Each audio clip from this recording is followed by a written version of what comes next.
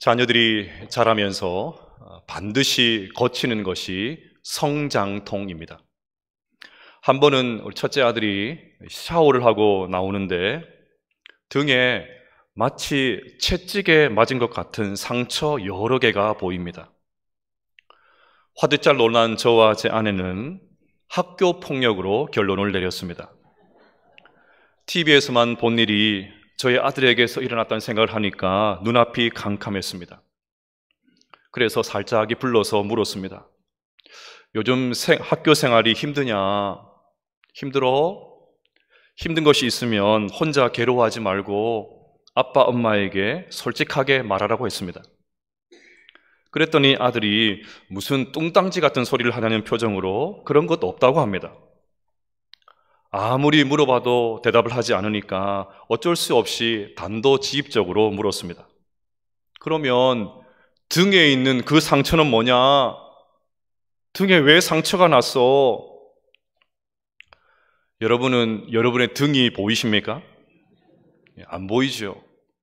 그러니 저희 아들도 등에 상처가 있는지도 모릅니다. 보기에도 상처가 깊이 파여 있어서 아파 보이는데 아무리 눌러도 아프지가 않다고 합니다. 결국 소아청소년과를 갔는데 의사도 무슨 상처인지 모르겠다면서 피부과에 가보라고 합니다. 그래서 떨리는 마음으로 피부과를 갔더니 역시 전문가는 달랐습니다. 피부과 의사가 뭐라고 했는지 아십니까? 이거 살이 튼 겁니다. 튼 살입니다.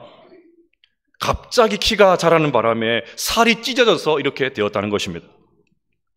일종의 성장통이었습니다. 자, 이런 측면에서 오늘 본문을 교회의 성장통이라고 부르면 좋을 것 같습니다.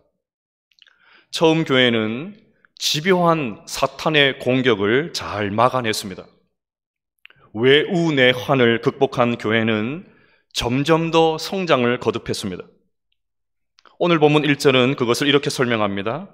그때의 제자가 더 많아졌는데, 아이러니하게도 처음 교회는 핍박의 바람이 거세면 거셀수록 더 성장했습니다. 박해와 비례해서 더 하나님을 의지했습니다.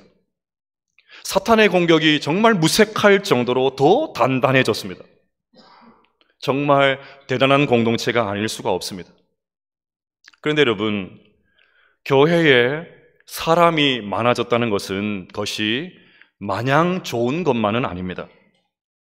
교회가 커졌다는 말은 이제 교회 안에서 사랑해야 될 사람, 견뎌야 될 사람, 기다려줘야 될 사람, 이해해줘야 될 사람, 참아야 될 사람, 들어주어야 될 사람, 조율해야 될 사람, 아껴줘야 될 사람이 더 많아졌다는 그런 의미이기도 합니다. 다시 1절을 보십시오. 그때의 제자가 더 많아졌는데 헬라파 유대인들이 자기의 과부들이 매일의 구제에 빠짐으로 히브리파 사람을 원망하니. 교회가 양적으로 성장하면서 이전에는 경험해보지 못했던 한 가지 문제가 발생했습니다. 헬라파 과부들이 구제에 빠지는 일이 생기면서 헬라파 유대인들이 히브리파 유대인들을 원망하는 일이 벌어지게 된 것입니다. 구체적인 내용에 들어가기 전에 먼저 헬라파 유대인과 히브리파 유대인을 정리할 필요가 있습니다. 헬라파, 히브리파라고 하니까 교회 안에 무슨 파벌이 있다고 생각할 수 있는데 그런 것은 아닙니다. 교회 안에는 절대 파벌이 있어서는 안 됩니다. 파는 대파와 쪽파만 있으면 됩니다. 웃으라고 한 건데 다시요. 교회는 대파와 쪽파만 있으면 됩니다.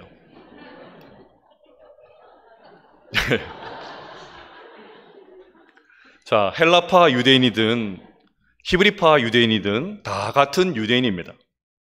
단지 태어난 곳이 다르다 보니까 언어와 문화가 달랐습니다. 헬라파 유대인은 이전에도 말씀드렸던 디아스포라 유대인입니다. 유대 땅이 아닌 다른 나라에서 나고 자랐습니다. 그러니 자연스럽게 모국어는 익숙하지 않았고 당시 세계의 공통어였던 헬라어를 사용했습니다. 반대로 히브리파 유대인은 본토박입니다. 언어도 아람어를 구사했습니다. 우리식으로 말씀을 드리면 한국에서 태어나 한국어를 구사하는 한인 1세가 히브리파 유대인이고 미국에서 태어나서 영어를 구사하는 한인 2세가 헬라파 유대인이라고 이해하면 되겠습니다. 여러분, 한인 1세와 2세가 같을까요? 다를까요? 겉모습은 천상 한국 사람이지요. 똑같습니다. 그런데 자라난 환경이 달라서 생활 방식이나 사고 방식은 많이 다릅니다. 저는 이것을 간접적으로 경험한 적이 있습니다. 예전에 섬겼던 교회에 주파송 선교사님의 아들이 한국 교회를 배우고 싶다고 해서 한 달 동안 머문 적이 있었습니다. 선교사님의 아들의 겉모습은 우리와 똑같습니다. 한국말이 조금 서툴기는 해도 그래도 의사소통에 큰 지장은 없었습니다. 그런데 이 선교사님의 아들이 약속한 기한인 한 달을 다 채우지 못하고 돌아갔습니다. 이유가 뭘까요? 많이 바뀌기는 했지만 한국은 여전히 위계 질서가 강하지요. 상명하복 이런 문화가 아직도 강합니다. 시쳇말로 까라면 까야 됩니다. 그런데 미국에서 자라서 그 수평적인 미국 교육을 받은 선교사님의 아들에게는 그 한국 문화가 너무나도 버거웠던 것입니다. 자, 이런 측면에서 처음 교회는 정말 대단합니다. 적어도 오늘 본문이 있기 전까지만 해도 헬라파 유대인과 히브리파 유대인 사이에는 아무런 갈등이 없었습니다. 여러 번 살펴본 대로 처음 교회는 한 마음과 한 뜻이 되어서 열심히 교회를 섬겼습니다. 헬라파니 히브리파니 이런 것은 묻지도 따지지도 않고 자기 지갑을 열어서 열심히 구제했습니다. 심지어 자기 집을 팔아서 가난한 사람을 도와줬던 교회, 그런 교회가 처음 교회였습니다. 여러분, 쉬운 일이 아니지 않습니까? 그런데 어느 순간 교회가 점점 비대해지면서 처음 교회의 가장 큰 강점이고 자랑거리 중에 하나였던 구제에서 문제가 터지고 말았습니다. 헬라파 유대인이 원망한 것을 보면 당시 구제 사역은 히브리파 유대인들이 담당했다는 것을 알 수가 있습니다. 그럴 수밖에 없지요. 언어가 서툰 헬라파 유대인보다는 지역들을 잘 알고 또 말도 잘 통하는 히브리파 유대인들이 사도들을 도와서 구제 사역을 감당하는 것이 훨씬 유리했을 것입니다. 그러다 보니까 상대적으로 수가 적었던 헬라파 유대인 과부들을 챙기는 일에 그만 실수가 발생하고 말았습니다. 빠졌다는 단어의 시제를 볼 때 상당 기간 반복적으로 이런 일이 벌어진 것으로 보입니다. 물론 히브리파 유대인들이 의도적으로 이렇게 하지는 않았을 것입니다. 일부러 차별하거나 불이익을 주려고 한 것도 아닙니다. 팔은 안으로 굽는다고 자기보다 더 가까운 히브리파 사람들을 더 챙겨주려고 한 것도 아닙니다. 그냥 실수였습니다. 교회가 양적으로 성장하고 챙겨야 될 사람들이 점점 더 많아지면서 행정 능력이 떨어지게 된 것입니다. 어쨌건 이 일로 교회 안에 원망이 생기기 시작했고 사탄이 또 그 기회를 놓치지 않았습니다. 자, 이처럼 처음 교회는 대단히 좋은 교회였지만 완벽한 교회는 아니었습니다. 여러분, 성령 충만한 교회라고 해서 전혀 문제도 없고 원망과 불평이 없는 게 아닙니다. 지상의 교회는 완벽하지가 않습니다. 헬라파 유대인과 히브리파 유대인은 서로 다른 환경에서 살았기 때문에 언어만이 아니라 문화도 달랐고 생각도 달랐습니다. 그러니 어찌 갈등이 없었겠습니까? 이런 문제는 어느 교회나 다 가지고 있습니다. 오래된 교인과 등록한 지 얼마 되지 않은 교인, 나이 많은 교인과 젊은 교인, 학력 수준과 경제적인 차이로 인한 갈등, 심지어 어느 교단, 어느 교회에서 신앙생활을 했느냐에 따라서 신앙의 색깔도 제각각입니다. 중요한 것은 문제가 없는 것이 아닙니다. 문제가 발생했을 때 그것을 어떻게 지혜롭게 해결하느냐, 그것이 중요합니다. 성령 충만한 교회는 문제가 없는 교회가 아니라 문제가 생겼을 때 성숙하게 반응하고 품위 있게 해결하는 교회, 그런 교회가 성령 충만한 교회입니다. 감사하게도 처음 교회는 원망과 불평을 아주 성숙하게 해결했습니다. 우리 교회도 이런 교회 될 수 있기를 주의 이름으로 축복합니다. 그래서 오늘은 성숙하게 문제를 해결한 이 처음 교회의 모습을 통해서 성경적인 교회는 어떤 교회인지 살펴보도록 하겠습니다. 첫째로, 말씀의 은혜가 충만한 교회입니다. 만약 여러분들이 사도라면 이 문제를 어떻게 해결하시겠습니까? 보통의 경우에는 먼저 헬라파 유대인 또 히브리파 유대인의 대표를 불러서 경위를 파악하겠지요. 그런 다음에 담당자를 부르게 될 것입니다.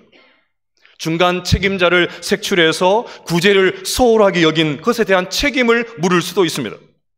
그런 다음에 재발 방지를 위한 대책을 마련하겠지요. 그 과정에서 심한 경우에는, 정말 은혜가 다 떨어진 교회는 원망하고 불평하는 교인을 사탄에 조종받는 것으로 싸잡아 비난할 수도 있습니다. 실제로 정말 은혜가 다 떨어진 교회 얼마든지 이런 식으로 반응할 수 있죠. 그러면 처음 교회는 제일 먼저 어떻게 반응했을까요? 2절 말씀을 같이 한번 읽어보겠습니다. 시작.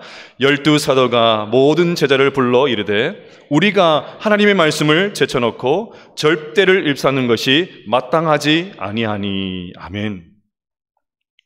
사도들은 둘 중에 누가 잘했는지 누가 잘못했는지 따지지 않습니다.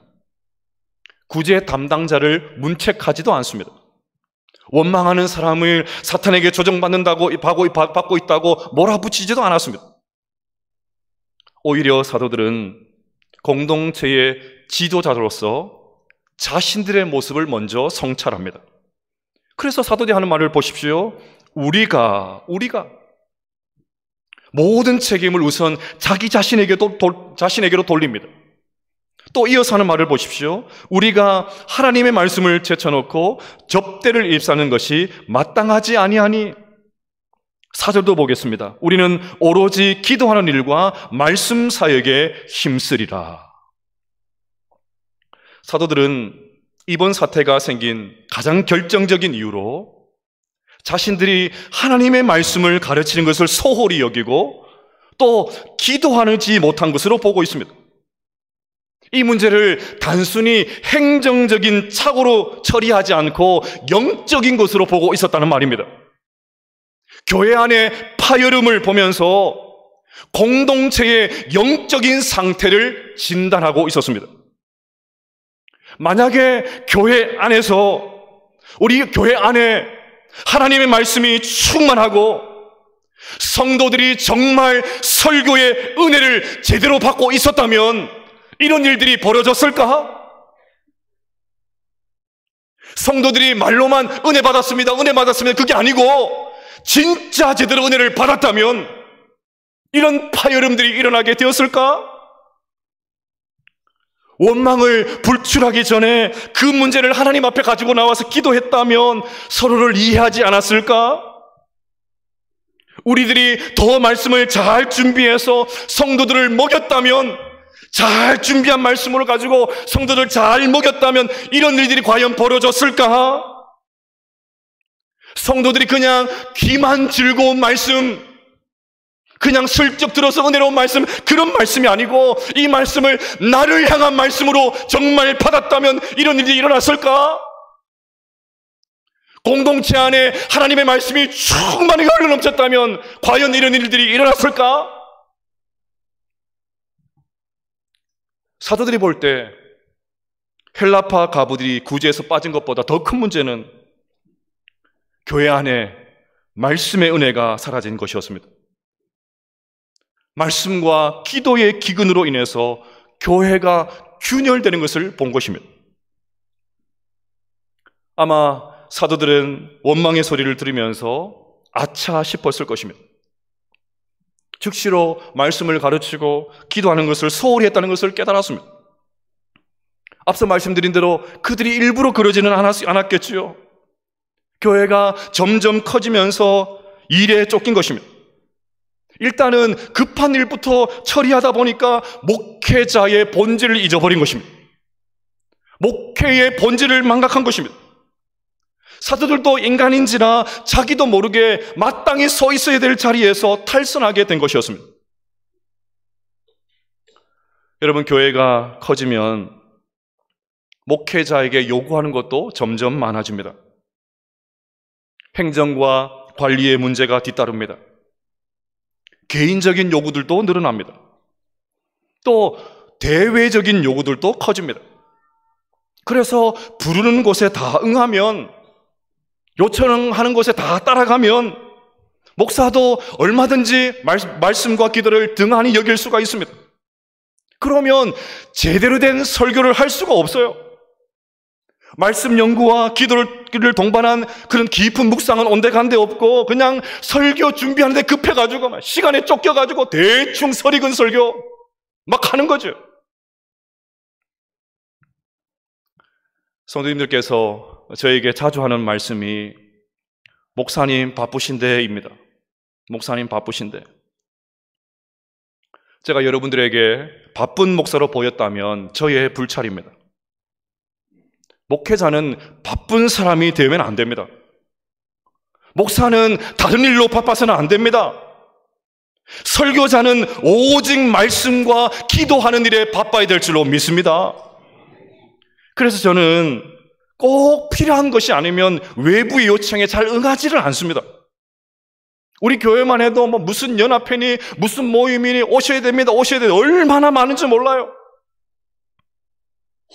제가 거기 다 쫓아다니면 언제 말씀 연구하고 언제 설교를 준비하겠습니까? 사람은 기계가 아니지 않습니까? 저라고 뭐 28시간을 삽니까? 그러지 않지 않습니까? 다녀오면 바로 설교 준비가 되지는 않습니다. 있는 거 다 빼내야 되거든요. 들었던 거 다 빼내야 되거든요. 다시 말씀의 자리로 깊이 들어가려면 시간이 많이 필요한 거예요. 그래서 저는 저의 중요한 일 가운데 하나는 어떻게든 외부의 요청을 지혜롭게 거절하는 것입니다. 어떻게 하면 기분 좋게 거절할 수 있을까? 그래서 저는 낯선 번호 잘 안 받아요. 어떨 때 받으면 받지 말았어야 되는데.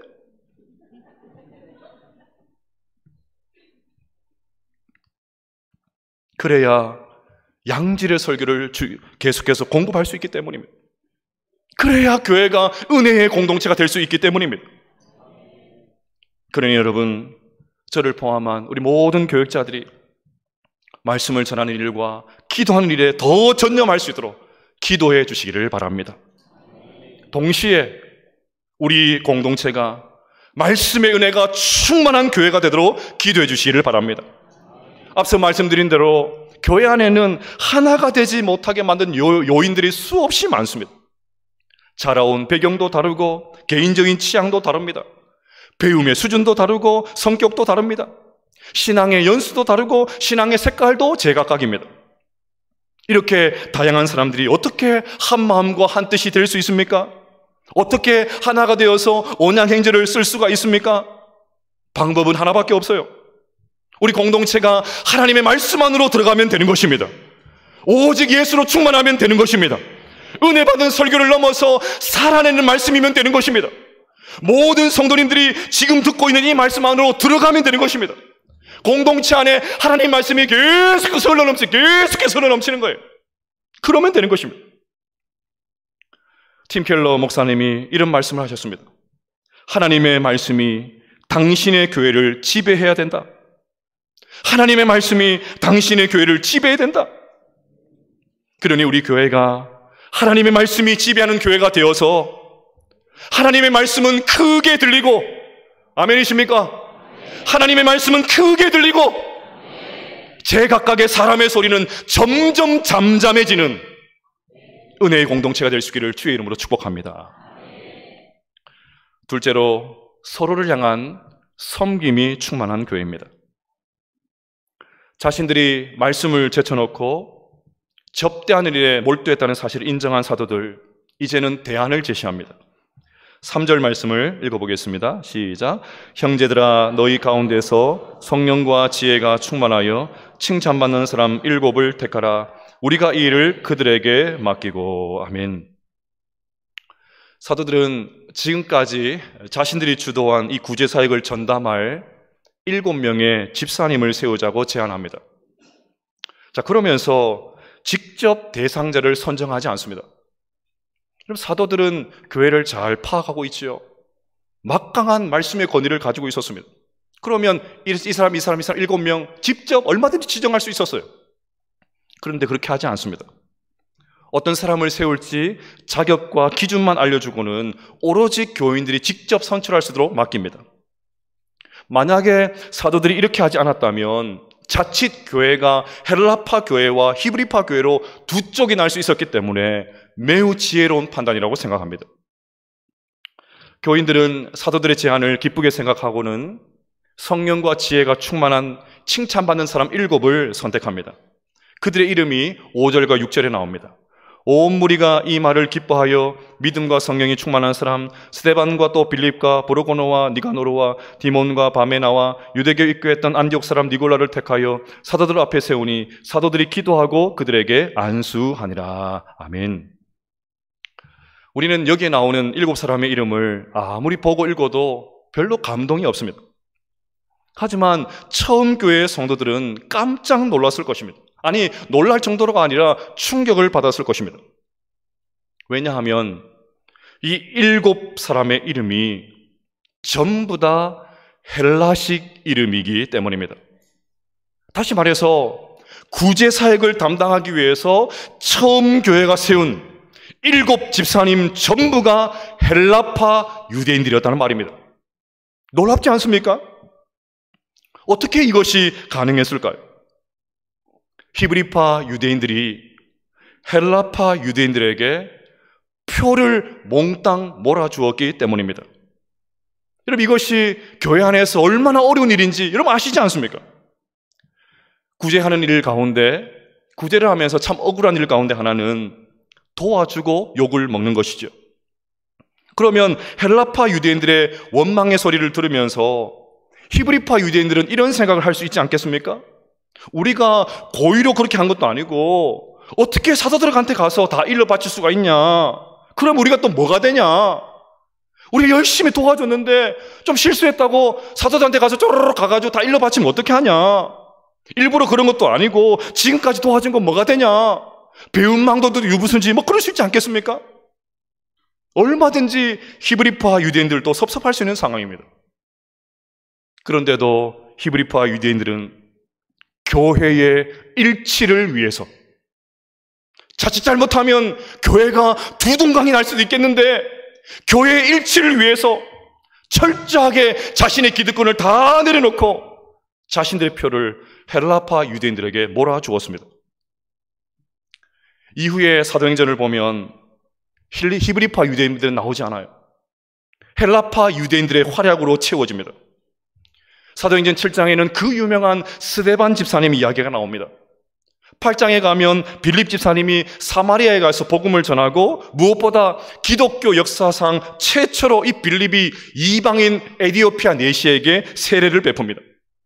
그리고 9장부터 나오는 그 유명한 사도 바울도 헬라파 유대인이었습니다. 그러니 이제 이 복음의 축이 히브리파 유대인에서 헬라파 유대인에게로 넘어갑니다.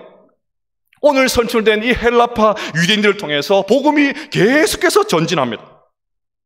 하나님께서 그렇게 하신 이유가 분명하죠. 복음이 전 세계로 전파되기 위해서는 아람어를 사용하는 이 히브리파 유대인보다는 헬라어, 당시 세계 공통어였던 헬라어를 사용하는 헬라파 유대인들이 훨씬 유리했기 때문입니다. 그리고 이미 다른 나라와 다른 문화를 경험한 이 헬라파 유대인들이 훨씬 더 개방적이었기 때문입니다. 만약에 이 헬라파 유대인들이 없었다면 복음은 전해질 수가 없었고 사도행전도 기록될 수가 없었고 그렇게 되면 우리에게까지 복음이 전해지지 않았을지도 모릅니다. 그러니 선교의 역사에서 이 헬라파 유대인의 중요성은 아무리 강조해도 지나치지가 않습니다. 하지만 우리가 여기서 잊지 말아야 될 것이 있습니다. 그 중요한 헬라파 유대인들, 그 선교의 역사에서 중요했던 그 헬라파 유대인들 뒤에 그들을 힘껏 밀어주었던, 모든 기득권을 다 내려놓고 힘껏 밀어주었던 히브리파 유대인들이 있었다는 것입니다.